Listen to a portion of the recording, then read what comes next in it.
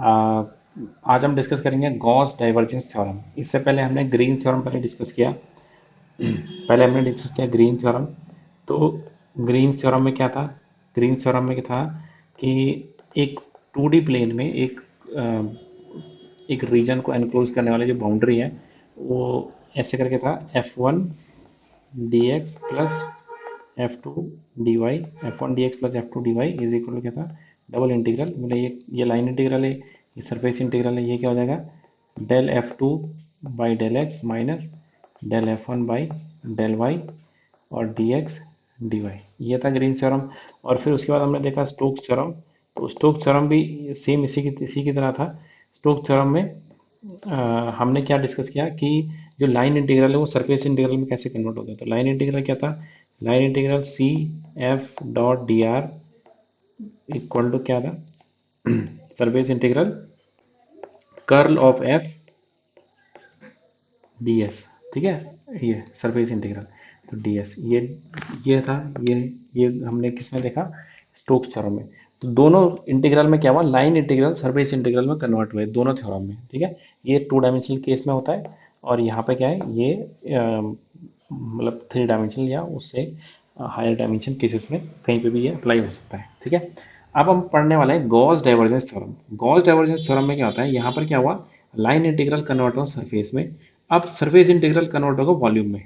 ठीक है, वो है गॉस डाइवर्जेंस थ्योरम। तो गॉस डाइवर्जेंस थ्योरम देखते हैं। देखो, गॉस डाइवर्जेंस थ्योरम क्या कहती है? The surface integral of a vector field over a closed surface. Close surface है, ठीक है, ओपन सरफेस नहीं होता, क्लोज्ड सरफेस है।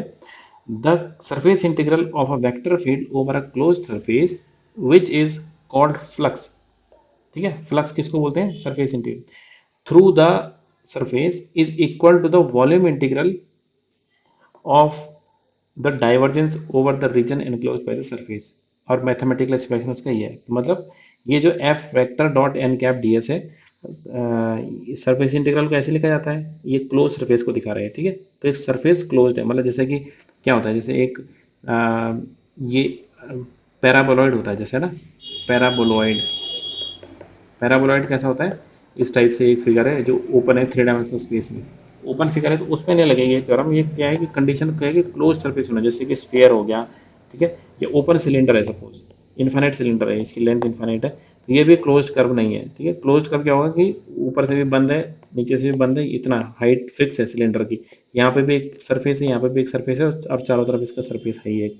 ठीक है, तो इस टाइप की फिगर में लगी लगती है कौन सी? Gauss divergence theorem. तो यहाँ पे क्या लिखा है कि surface integral F dot n cap d S, ये सरफेस इंटीग्रल की डेफिनेशन होती है, विल बी इक्वल टू क्या होता है? Gauss divergence theorem. इसलिए इसको बोलते हैं कि यहाँ पे क्या है? वेक्टर का डाइवर्जेंस आ गया। तो वेक्टर का डाइवर्जेंस लेने से ये क्या बन गया? स्केलर बन गया। और यहाँ पे डीवी, डीवी क्या है? Simple d x d y और डी जेड। और यहाँ पे सिर्फ हमें वॉल्यूम इंटीग्रल की लिमिट लगानी है। ये ट्रिपल इंटीग्रल है, ट्रिपल इंटीग्रल की सिर्फ यहाँ पे लिमिट लगानी है, पहले जेड की, फिर वाई की, फिर एक्स की। अब जो भी मतलब कन्वीनियंट हो, एक्स वाई जेड जो भी हमें सही लग रहा है, पहले एक वेरिएबल की, दूसरे की, तीसरे की। तो यहाँ पे हम तीनों लिमिट लगाएंगे और डी वी क्या हो जाएगा? D x d y d z. ये क्या है? डे डाइवर्जेंस है। और एफ डॉट एन कैप इस टाइप से। ठीक है, तो ये सरफेस इंटीग्रल को किस में चेंज कर देता है? वॉल्यूम इंटीग्रल में। अभी देखो, जब हम क्या देख रहे थे, जब हम स्टोक्स थ्योरम देख रहे थे ना, स्टोक्स थ्योरम के टाइम पे हमने देखा कि क्या होता है कि जैसे अलग अलग बाउंड्री होती है, जैसे ये सपोज एक अलग अलग कर्व है, C1 C2 C3 और C4, C1 C2 C3 C4 इस टाइप से। तो हमको क्या होता है, जो लाइन इंटीग्रल होता है ना, C F dot d r, ये है, इसको 4 पार्ट में ब्रेक करना होता है। कि पहले इसमें आएगा ये, प्लस यहाँ पे क्या आएगा, मतलब इक्वल टू आएगा, सॉरी, इक्वल टू यहाँ पे आएगा इंटीग्रल C1, फिर integral C2, integral C3, integral C4। ठीक है, ऐसा आएगा इंटीग्रल C4। ऐसे करके आता है, ऐसा आता है ना, C1 का, C2 का, C3 का, फिर उसके उसके बजाय बेटर होता है कि हम क्या करें, हम सीधे पूरे सरफेस में इसको एक ही बार में इंटीग्रेट कर दें, और यहाँ पे कर्ल निकाल के, और पूरा का पूरा 4 पार्ट में ना करके हम एक ही में कर दें उसको। ये किस में था? ये था स्टोक्स थ्योरम में। कि जो अलग अलग कर्व में अलग अलग जो लाइन आ रही है, सपोज एक लाइन ऐसे है, फिर एक कर्व ऐसा है, एक कर्व वैसे है, एक कर्व वैसे, या फिर जैसे ट्राइंगल था, ट्राइंगल में क्या था? एक ऐसा था, फिर एक ऐसा था, फिर ऐसा था। 3 पार्ट में ना करके हम क्या कर सकते हैं? 3 पार्ट में ना करके हम सीधे सीधे एक बार में ही इसको एक सरफेस हमने लिया, जैसे ये ट्राइंगल है, तो ये अलग अलग पार्ट में हमें करना पड़ेगा कि ये C1 है, फिर ये C2 है, इसकी अलग लिमिट लगेगी, फिर C3 की अलग लिमिट लगेगी। उससे बढ़िया है कि हम इस ट्राइंगल में सीधे एक ही बार में, ये सरफेस है एक तरह से, ये मतलब रीजन है R या फिर D या सरफेस S, तो इसमें हम सीधे डबल इंटीग्रेशन की लिमिट लगा देते हैं, उससे हमारा एक ही बार में सॉल्व हो जाता है। ठीक है। लेकिन गॉस डाइवर्जेंस थ्योरम में क्या होता है कि अब हम थ्री डायमेंशनल स्पेस में चले गए। थ्री डायमेंशनल स्पेस में जो सरफेस एनक्लोज होने वाला सरफेस है, वो क्या हो सकता है, वो भी अलग अलग सरफेस से बन सकता है। सपोज जैसे मान लेते हैं, अभी मैंने सिलेंडर का एग्जांपल दिया था, तो सिलेंडर का एग्जांपल को ही हम ले लेते हैं। सिलेंडर का मैंने एक सिलेंडर बनाया, सपोज यहाँ पे सिलेंडर बनाया, तो सिलेंडर इस टाइप से बना, सपोज ना, ये एक सिलेंडर बन गया। ठीक है, ये एक सिलेंडर है। तो अब इस सिलेंडर में देखेंगे हम कि इस सिलेंडर में तीन सरफेस होते हैं। तो एक तो ये नीचे वाला सरफेस है, ये जो सर्कल है यहाँ पे, फिर एक ऊपर का सरफेस है, ये जो सर्कल है यहाँ पे, और एक इसका क्या है, जो लेटरल सरफेस होता है, ये वाला जो सरफेस होता है इसका ना, सिलेंडर का चारों तरफ। तो तीन सरफेस है। अगर मुझे इसका सरफेस इंटीग्रल भी सॉल्व करना पड़ गया ना, इसका इसका सरफेस इंटीग्रल, तो फिर ये तीन अलग अलग सरफेस में बनेगा। S1 क्या होगा, नीचे वाला सरफेस। S2, S2 साइड में ले लेता हूँ, चलो मैं S3 ऊपर वाला, तो प्लस S2, सॉरी S3। ठीक है। तो ये क्या है, ये तीन अलग अलग पार्ट में सॉल्व हो गए। पहले हम इस सरफेस की लिमिट लगाएंगे, फिर इस सरफेस की लिमिट लगाएंगे, और फिर ये जो है, ये लेटरल सरफेस जो होता है, लेटरल सरफेस जो मतलब ये जो साइड में जो जैसे राउंड राउंड सरफेस होता है सिलेंडर में, वो वाला सरफेस S2 हो गया, और ये एक S3 हो गया। तीन सरफेस हमारे पास। ठीक है।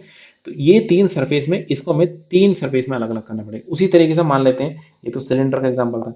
अब मान लेते हैं हमारे पास एक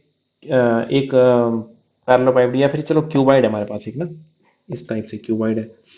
तो इस टाइप से क्यूबाइड है, सपोज मैं इसे रफ में बना लेता हूँ। ये इस इसके कितने फेस हैं, इसके छह फेस है। छह फेस होते हैं ना क्यूबाइड के, एक इधर है, एक सामने वाला, एक ऊपर है, एक नीचे, एक फ्रंट वाला, एक बैक वाला। तो कितने हो गए टोटल, छह फेस हो गए। अगर मुझे इसमें सरफेस इंटीग्रल कैलकुलेट करना हो, तो इस क्यूब के, क्योंकि सरफेस सारे अलग अलग हैं, एक सरफेस ऐसे में है, तो दूसरा सरफेस उसके ऑपोजिट सामने पैरेलल में, फिर एक ये सामने वाला सरफेस है, फिर एक उसके बैक साइड वाला सरफेस है, एक ये ऊपर का वाला सरफेस है, एक फिर ये नीचे वाला सरफेस। तो छह सरफेस अलग अलग है। तो ये इसके फिर छह अलग अलग इंटीग्रल बनेंगे, एक, फिर दो, तीन, चार, पाँच, छः। छह अलग अलग हमें सरफेस इंटीग्रल करने पड़ेंगे। जैसे लाइन इंटीग्रल में प्रॉब्लम आती थी कि लाइन इंटीग्रल में जितनी लाइन होंगी, उसमें जितने क्लोज मतलब जितने अलग अलग लाइन ब्रेक करके स्मूथ लाइन से वो पीस वाइज जितने उससे बनेगा रीजन, उतनी ही बार अलग अलग उसमें ब्रेक होगा। तो सरफेस में भी ऐसी होता है कि ये जो सॉलिड सरफेस है भाई, जितने इसमें ब्रेक लगेंगे, जितने अलग अलग सरफेस से मिलके बनेगा, उतने ही पार्ट में ये ब्रेक होगा, और उतनी ही बार इंटीग्रेशन करना पड़ेगा। ठीक है। लेकिन अब हमारे पास इस थ्योरम की वजह से क्या करते हैं हम, इस थ्योरम की वजह से ये जो सरफेस इंटीग्रल है, ये कन्वर्ट हो जाता है वॉल्यूम इंटीग्रल में। तो वॉल्यूम इंटीग्रल में क्या होता है कि जो भी सरफेस बाउंडिंग सरफेस है, जैसे अभी क्यूबॉइड का मैंने एग्जांपल दिया, तो क्यूबॉइड के एग्जांपल में क्या था, वॉल्यूम तो एक ही है ना। जैसे कि ये ट्राइंगल वाला एग्जांपल था, ट्राइंगल वाला एग्जांपल में क्या हुआ, लाइन अलग अलग है, जैसे ये लाइन अलग है, ये लाइन अलग है, ये लाइन, लेकिन एरिया तो एक ही है ना, एक ही है। उसी तरीके से मान लेते हैं वही वाला जो है, अभी हमने क्या लिया था, ये लिया था क्यूबॉइड। क्यूबॉइड इस टाइप से लिया हमने, सपोज इसके छह फेस है, लेकिन वॉल्यूम तो इसका एक ही है। तो वॉल्यूम इंटीग्रल सिर्फ एक ही बार में सॉल्व हो जाता है, हमें वॉल्यूम की लिमिट लगानी होती है बस। ठीक है। तो ये जैसे उसका फिगर इस तरीके से दिखा रखा है। सपोज अगर मैं इसको सरफेस इंटीग्रल सॉल्व करने जाऊंगा, सपोज ये मेरे पास एक आर्बिट्ररी रीजन है, देखो एक सरफेस इसमें ये ऊपर वाला आ गया, ये ऊपर की तरफ सरफेस दिखा रखा है। ठीक है। तो ये अलग सॉल्व होगा, इसको सरफेस को बोलेंगे हम S1। इसका आउटवर्ड नॉर्मल एन कैप होगा, फिर एफ डॉट एन कैप होगा, फिर ds करके हमका एक इस ds का मतलब dx dy अपॉन किस प्लेन में इसका प्रोजेक्शन ले रहे हैं उस टाइप से होगा। फिर एक सरफेस ये बगल वाला हो गया, जिसका एन कैप इधर निकल रहा है। फिर एक सरफेस ये सामने वाला हो गया, इसका एन कैप इधर की तरफ निकल रहा है। फिर एक नीचे वाला हो गया, जो दिख रहा है उसका एन कैप नीचे है। फिर ये बगल वाला हो गया, और एक पीछे हो गया। तो टोटल कितने हो गए, इसके छह सरफेस हो गए।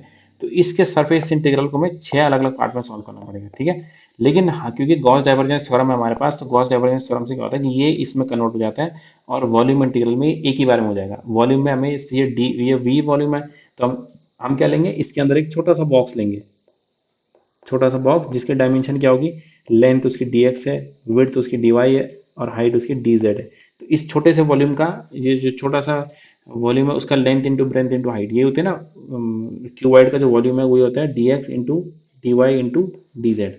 तो ये जो डी वी है वो क्या बन जाएगा, वो ये बन जाएगा d x d y d z. अब इसको हमें वेरी करना होता है, ऊपर लेके गए पहले एक डायरेक्शन में जेड डायरेक्शन में लेके गए, फिर जेड की लिमिट लगा दी कि नीचे जेड कहाँ से कहाँ तक वेरी कर रहा है, फिर इसको लेफ्ट टू राइट मूव किया हमने, ठीक है, लेफ्ट टू राइट मतलब वाई डायरेक्शन में मूव किया, वाई डायरेक्शन में मूव किया तो हमें पता चल गया कि वाई यहाँ से लेके यहाँ तक वेरी कर रहा है, फिर ऐसे ऊपर भी चला गया नीचे भी चला गया, अब सामने ऐसे में लाएंगे हम उसको पीछे से आगे की तरफ, तो पीछे यहाँ पे देखेंगे एक्स की वैल्यू कितनी है, सामने एक्स की वैल्यू कितनी है, तो उससे एक्स की लिमिट लग जाएगी बस। तो तीन हमें लिमिट निकालनी होती है बस, तो लिमिट निकालना इसमें इसमें इंपॉर्टेंट काम होता है। बाकी गॉस डाइवर्जेंस थ्योरम को सॉल्व करना इज वेरी इजी, अगर इसको हम सरफेस को वॉल्यूम में कन्वर्ट करके देख लेते हैं तो। ठीक है, अभी मैं इसका एक एग्जांपल सॉल्व करके देखते हैं हम लोग। देखो मैंने क्यूबॉइड का एग्जांपल ले रखा है समझाने के लिए कि सरफेस इंटीग्रल कैसे बेनिफिशियल है। यहाँ पे लिखा है वेरीफाई, तो वेरीफाई लिखा है, यहाँ पे क्वेश्चन उसी टाइप का था तो मैंने क्वेश्चन लिख दिया। तो जब हालांकि यहाँ पे हमारा सब्जेक्टिव एग्जाम तो है नहीं, तो लेकिन जब कॉलेज वगैरह में सब्जेक्टिव एग्जाम होता है तो वहाँ पे वेरीफाई अगर लिखा हुआ है तो वेरीफाई का मतलब होता है कि हमें इसको इसके दोनों साइड सॉल्व करने हैं, ये भी सॉल्व करना है और ये भी सॉल्व करना है, दोनों की वैल्यू इक्वल आनी चाहिए। ठीक है, तो जैसे मतलब क्या होता है ये ना surface integral F dot n cap d S is equal to क्या है, volume integral divergence of F और डीवी, ये है ये। अगर अब मैं इसका देखो ये सॉल्व, ये वाला पार्ट सॉल्व करने लग गया ना, ये वाला पार्ट मतलब ये वाला पार्ट इसका सॉल्व करने लग गया, उसकी वजह से क्या होगा, ये जब पार्ट इसका सॉल्व करने लगूंगा मैं तो उसकी वजह से यहाँ पर ये चीज हो जाएगी कि ये जो है ना इसको इसको सॉल्व करने में मुझे 6 अलग अलग पार्ट करने पड़ेंगे इसके। ठीक है, इसका हम देखेंगे यहाँ पे ना कि ये जो हमारे पास ये, अच्छा पहले क्वेश्चन पढ़ लेंगे, देखो क्वेश्चन पढ़ लेंगे सबसे पहले। Verify Gauss divergence theorem for, verify Gauss divergence theorem for F vector is equal to लिखा है X square minus Y Z I cap Y square minus Z X J cap Z square minus X Y K cap, ये हमें दे रखा है F vector. And S is the surface of the parallelepiped, parallelepiped क्या होता है मैंने बताया था, क्यूबॉइड का एक आर्बिट्ररी फॉर्म है parallelepiped. Zero less than equal to X less than equal to A, zero less than equal to Y less than equal to B, zero less than equal to Z less than equal to C. इसका क्या मतलब हो गया कि x जो है वो zero से a तक है, तो इसका मतलब जैसे सपोज ये a है, हमने x एक्सिस ले रखी है यहाँ पे, ठीक है, तो ये x एक्सिस है, x कहाँ से, ये वाला जो प्लेन है पीछे वाला उसमें x की वैल्यू जीरो है, तो उस प्लेन से लेके सामने वाला प्लेन, इस प्लेन पे x की वैल्यू कितनी है, इस पूरे प्लेन पे x की वैल्यू a है, x इक्वल टू a, इस प्लेन की क्वेश्चन है। उसी तरीके से इस प्लेन की क्वेश्चन क्या है, इस प्लेन की क्वेश्चन है y इक्वल टू बी, और इस वाले प्लेन की क्वेश्चन है y इक्वल टू जीरो। उसी तरीके से ऊपर जो प्लेन है ये वाला, तो इसकी प्लेन की क्वेश्चन है z इज इक्वल टू सी, और नीचे वाला जो प्लेन है उसकी वैल्यू है z is equal to zero. ठीक है, तो इस तरीके से ये तीन अलग अलग प्लेन है, ये तीन अलग अलग सब कुछ है। ठीक है, तो देखो अब क्या है, वेरीफाई गॉस डाइवर्जेंस थ्योरम, तो हमें जब हम इसका सरफेस इंटीग्रल ये चीज कैलकुलेट करेंगे ना, तो वहां पर क्या हो जाएगा कि हमें हर सरफेस का, जैसे ये सामने वाला सरफेस है इसका हमें अलग से सॉल्व करना पड़ेगा। इसमें पहले हम क्या करेंगे, एफ डॉट एन कैप करेंगे, इसका एन कैप क्या निकलेगा, इसका एन कैप होता है यूनिट आउटवर्ड नॉर्मल। तो यूनिट आउटवर्ड नॉर्मल देखो सपोज ये है, इस वाले केस में क्या है, क्योंकि ये वाई एक्सिस की तरफ है तो वाई एक्सिस की तरफ यूनिट आउटवर्ड नॉर्मल क्या होता है, जे कैप होता है ना। उसी तरीके से ये है, जैसे मान लेते हैं ये फिर दूसरा सरफेस इसका नंबर आया, तो इसमें यूनिट आउटवर्ड नॉर्मल क्या है, इसमें के कैप है। अब जो सामने का सरफेस है उसका नंबर आया, तो सामने के सरफेस में यूनिट आउटवर्ड नॉर्मल क्या है, आई कैप है, क्योंकि एक्स एक्सिस की डायरेक्शन में है।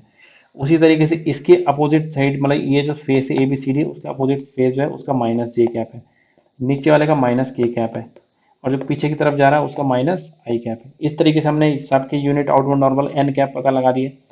फिर ये जो एन कैप है ये सबके अलग अलग निकलेंगे ये, फिर एफ डॉट एन कैप निकलेगा, एफ डॉट एन कैप के बाद क्या आएगा, एफ डॉट एन कैप आया, फिर डी एस, डी एस क्या होगा, जब जब इस वाले प्लेन में ले रहे हैं हम इसमें, तो डी एस क्या हो जाएगा, d S is equal to जाएगा, देखो ये वाला प्लेन जो है, ये वाले प्लेन में क्या है, ये कौन सा है, ये वाई जेड प्लेन में लाई कर रहा है ना, इसके पैरेलल है, तो इसमें क्या है, इसकी वैल्यू जाएगी d x d z upon n cap dot j cap, ऐसा हो जाएगा।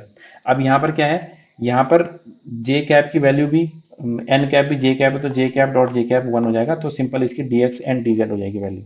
ठीक है, ये हो जाएगा। तो तो हम क्या करेंगे, अब हम गॉस डाइवर्जेंस थ्योरम का ये वाला क्वेश्चन सॉल्व करेंगे।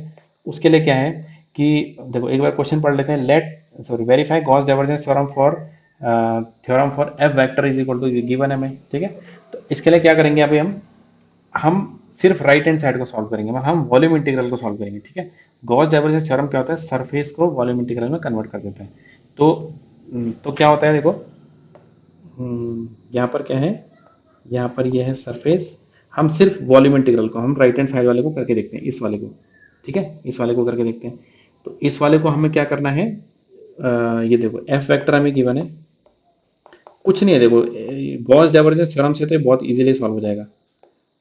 आई cap plus Y square minus Z X J cap plus Z square minus X Y K cap, ये लिखा है।